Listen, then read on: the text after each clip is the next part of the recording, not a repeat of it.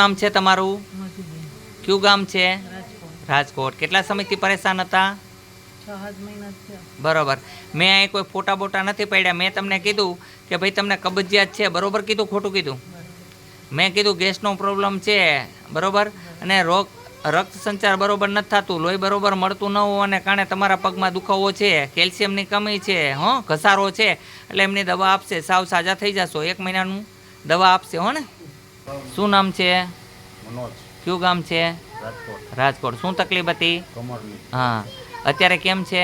ત્યારે સારું. હા, સાવ સારું થઈ જશે. તમારે ટચક્યું થઈ ગયું છે. શું થઈ ગયું ભાઈ? ટચક્યું. નસ આ બાજુ ચડી ગઈ હતી. બીજું કાંઈ છે નહીં, કોઈ મોટી બીમારી નથી. પણ છતાંય મેં એમ કીધું ગેસને કારણે બટેટા ન ખાવા, કઠોળ ન ખાવું હો ને, અને ચણાની લોટની વસ્તુ ન ખાવા, નમ્ર વિનંતી. બોલો બધાય જય હનુમાન. અહીંયા આવ્યા ત્યારે આ ભાઈની હાલત કેવી હતી? હા, માન હાલી શકતા હતા ને તમે કહો ગાડીમાં બેહવામાં તકલીફ પડતી હતી. તો અત્યારે અહીં કેવું લાગ્યું? અત્યારે બેહી શકે, ઉઠી શકે? હે હા, એમ ઘોડા જેવો દોડવા માંડ્યા તો વાંધો નહીં. છે તમારું? દાનાભાઈ. કેટલા ટાઈમથી પેટમાં દુખતું હતું? 2-3 મહિનાથી. મેં તમને શું કીધું? શું તકલીફ હતી? પેસોટી ખસી ગઈ. શું કીધું? હા, એવડી મોટી પેસોટી ખસી ગઈ અને ગેસનો પ્રોબ્લેમ છે. શેનો પ્રોબ્લેમ છે? ગેસનો. તો ગેસ દૂર કરવાની દવા આપશે અને પેસોટી ન ખસે એવી દવા આપશે, જેને કારણે ક્યારેય વાંધો આવશે નહીં હો ને. બીજો કોઈ પ્રોબ્લેમ નથી તમને. શરીર ઉતારવા કોશિશ કરજો હો ને. શું નામ છે? ડાયાબિટીસની દવા આપશે તમને હો. રેગ્યુલર થઈ જશે 100%. જે ડાયાબિટીસ હશે ને અડધી થઈ જશે. સમજી લો કે તમારે 200 છે તો 15 દિવસ દવા લેશો તો 100 થઈ જશે. માપી લેવાની છૂટ છે. હા, માપી લેજો. હા, શું નામ છે તમારું? સામરદાસ. સરસ, સારું નામ છે. કયું ગામ છે? ભાવનગર. આપનું શું નામ છે દીકરી? વંદનાબેન. તો આપને શું પ્રોબ્લેમ હતો? ગાયઠુંનો. તો આપણે પહેલી વખત આવ્યા ત્યારે મેં કીધું તો લીમડે આટા ફરજો, ફર્યા. તો તમને અત્યારે ગાયઠુંમાં કેટલો ફરક છે બેટા? ઘણો ફરક છે. પણ મેં તમને કીધું તું કે દવા લેવા ફરીને પાછા આવજો. તમે આવી ન શક્યા, બરોબર છે. પણ દવાથી અને માતાજીની દુઆથી બેથી ફાયદો છે કે નથી? તો દવા રેગ્યુલર ચાલુ રાખજો હો ને. સાવ ગળી જશે ગાયઠું. બેનને લોહીની ગાયઠું બનતી હતી, અત્યારે ઘણો બધો રાહત છે. તમે બધા વિડીયોમાં જોઈ શકો છો. આ બેનને કઈ જગ્યાએ ગાયઠું હતી? કેવડી મોટી બતાવો તો. હાથે ને આખા શરીરે એવડી મોટી મોટી ગાંઠું હતી. અત્યારે દેખાતી નથી. અત્યારે જો ઓગળવા માંડી છે સાવ ગાંઠું. તમે જોઈ શકો છો, દેખાતી જ નથી. જે ગાંઠું બહાર દેખાતી હતી એ આજે નથી દેખાતી. બોલો જય હનુમાન. અહીંયા આવું કામ કરીએ છીએ. માનવ સેવા, પ્રભુ સેવા છે. એક જ ઈચ્છા કે તમે હાજા કેમ થાવ, બીજી કોઈ અમારી ઈચ્છા નથી. તો આપને અહીંનું કામ કેવું લાગ્યું? ખૂબ સંતોષકારક. સંતોષકારક છે ને? તો વાંધો નહીં. જય હનુમાન. માધવી રાજગોર. આપને શું તકલીફ છે? મને અહીંયા ગાંઠું થઈ જતી હતી અને તળિયા બહુ બળ. અત્યારે તળિયામાં બળતરા બંધ થઈ ગઈ, બરોબર છે. અને ગાંઠો ઓગળી જશે. હું તમને દિલથી કહું છું કે અમારા માતાજી એવા છે મેલડીમાં કે જે કોઈ એની સોપારીની માનતા કરે છે, એની ગમે એવી હોય તો અજમાઈશ કરવાની, અહીંયા આવે કે ન આવે, પણ ઘરે બેઠા એની માનતા કરે છે તો એની ગાંઠો ઓગળી જાય છે. અને અમારી દવા સાથે કામ કરે છે ચરબી ઓગાળવાની, જેને કારણે લોહીની ગાંઠું હોય તો એ સારી થઈ જાય છે. આજનો જ વિડીયો તમે જોજો. એની અંદર એક બેન હતા, એમને ઘણી બધી મોટી સોપારા જેવડી ચરબીની ગાંઠો હતી અને બતાવવા આવ્યા કે આજે અમને બહુ સારું છે, પણ અમારી પાસે આવવાનું નહીં, એટલે 2 મહિના લેટ થયા છે, પણ અમને આપની દવાથી અને માતાજીની કૃપાથી બહુ ફાયદો છે. તો આપને માધવીબેન અહીંનું કામ કેવું લાગ્યું? સારું લાગ્યું. અહીંયા કોઈ પણ પ્રકારના માધવીબેન નાત જાતના ભેદભાવ હોતા નથી. હિન્દુ, મુસલમાન, શીખ, ઈસાઈ સૌ સરખા છે. જેમ ગંગાજીમાં મુસલમાને ન્યાય શકે ને હિન્દુ ન્યાય શકે, એમ અહીંયા કોઈ પણ પ્રકારનો ભેદભાવ નથી. અહીંયા ગરીબ અમીર સૌ સરખા છે.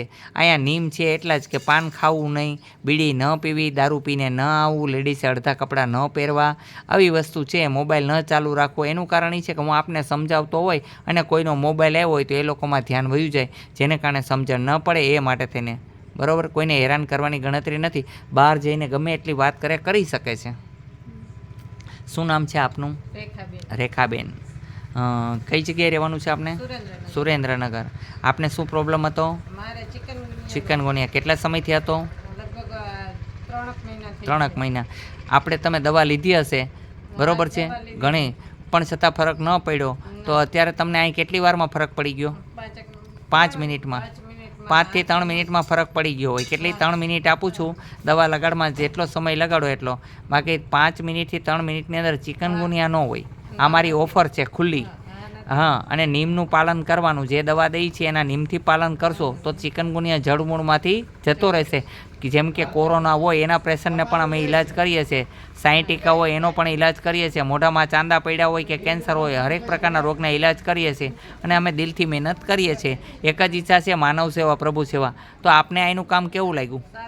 સારું લાગ્યું. આપને માજી કેમ છે? પણ એ તો મારી વાત સાંભળો, ઉંમર છે, તમારું શરીર છે, અને મેં તમને કીધું કેલ્શિયમની કમી છે માજી, જે ઘસારો છે એમાં દુખશે. પણ અત્યારે તમને તાત્કાલિક ફાયદો મેં તમને કરી દીધો, અને છતાંય તમે દવા લગાડશો તો તમને 1000% ફાયદો થશે. તમે એમ કહેશો કે ના ના ખૂબ મજા આવી, પણ હું એક વસ્તુ કહી દઉં, મેં ગિરિસિંગ જ નથી કર્યું તો પિસ્ટન કેમ હાલશે? ઓઇલ નાખવું તો પડશે ને તો પિસ્ટન હાલશે. આ તમે વૃદ્ધ છો. એક વસ્તુ કહી દઉં, 20 વર્ષની ગાડી હાલે ને 80 વર્ષની ગાડી હાલે, એમાં ફેર ન પડે? તો આપણી ઉંમર થઈ ગઈ હોય 60-70 વર્ષ, તો તમારે ઉંમર લાયક છો, તમારે ઘસારો બહુ છે, તો સેજ તો વાર લાગશે જ. પણ મેં તમને કીધું રેગ્યુલર દવા લેશો અને 15 દિવસ પછી એવું લાગે તો પાછા આવજો. તમે ખાલી દવા 3 વખત લગાડશો તોય એમ કહેશો કે મને દર્દ નથી. મારી દવા જ એવી બનાવેલી છે કે ગમે એવો માથાનો દુખાવો હોય તો દૂર થઈ જાય છે, હાથ પગના દુખાવા દૂર થઈ જાય છે, નાક ખુલ્લું ન હોય તો નાક ખોલી દે છે, ગમે એવી શરદી હોય તો દૂર કરી દે છે. એક દવા અનેક કામ છે. આપને શું પ્રોબ્લેમ હતો? હા, અત્યારે કેમ છે હસુબેન? સારું છે? બસ હસુબેન, નીમનું પાલન કરજો, જે દવા આપી તે ખાજો, અને કેલ્શિયમની કમી છે માટે તમે કેળું ખવાય તો ખાવાનું, જે દવા આપી એનું નિયમિત પાલન કરશો તો તમને દર્દ રહેશે નહીં. અત્યારે તાત્કાલિક ફાયદો થઈ ગયો. એ પ્રમાણે તમે દવા સવાર સાંજ લગાડશો એટલે એટલી જ સફળતા આપશે. મારી દવા તાત્કાલિક રિઝલ્ટ આપે છે.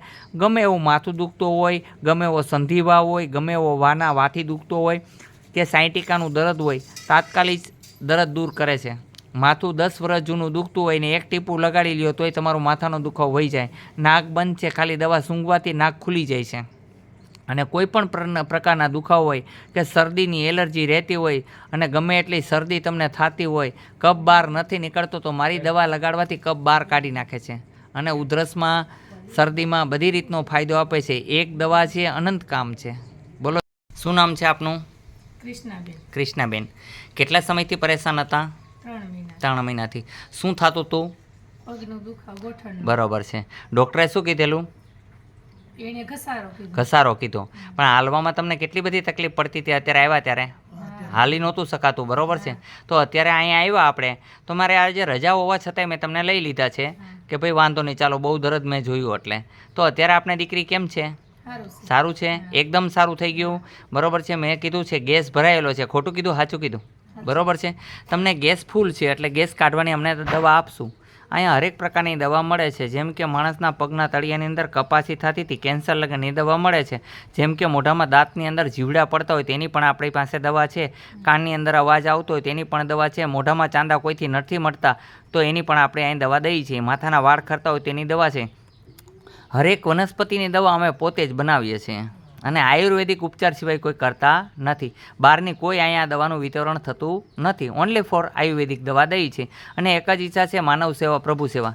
તો અહીંયા ધક્કો ખાધો, તમે યુટ્યુબના મારફતથી આવ્યા છો, તો આપને આનું કામ કેવું લાગ્યું? સારું લાગ્યું. મેં અહીંયા તમારી પાસે કોઈ ચાર્જ લીધું?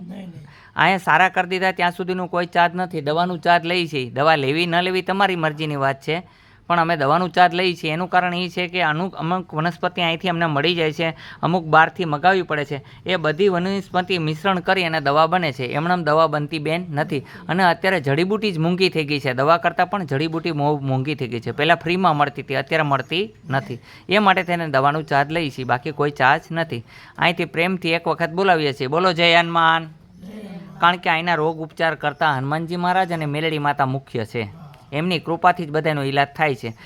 જેમ કે લોહીની ગાંઠું થઈ ગઈ હોય તો પણ હવે દૂર કરવાનો ઈલાજ ચાલુ કર્યો છે. બ્લડની અંદર લોહી જામી જતું હોય, લોહીની ચરબીની ગાંઠું થતી હોય ઘણા લોકોને, તો એ પણ અહીંયા મટાડીએ છીએ. બોલો જય હનુમાન. દવા લઈ ગયો.